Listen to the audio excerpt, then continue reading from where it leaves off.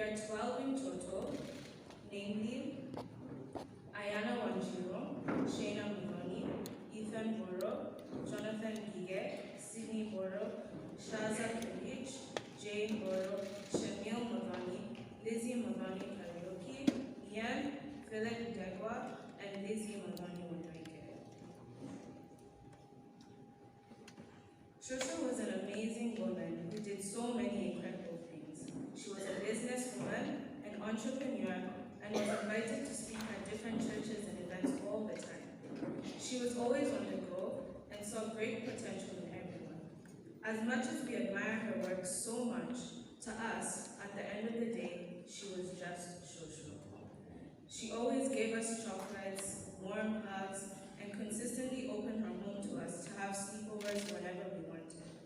She ensured that her home was our home too. During these stays at her house, she would ask us how school was, or if we were doing any new sports or clubs, and we could always feel that she was genuinely interested in our lives and who we were becoming. I can vividly remember a conversation I had had with her before going off to the US for university.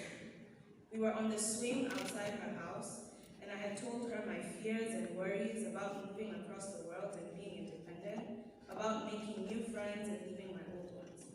But despite how worried I was, she didn't fail to tell me how proud she was of me and how much she knew I would excel in everything I did.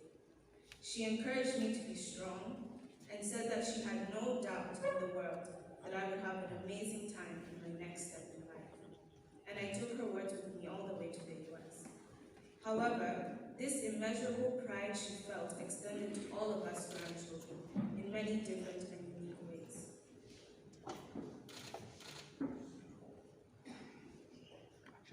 Shosho was a very busy woman, but never failed to spend time with us and show us how much she loved us.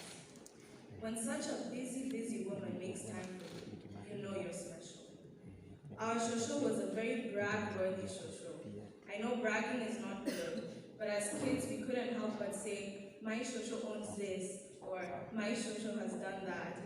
And looking back at those times, all the way up to now, we can't help but smile at the many things she has accomplished.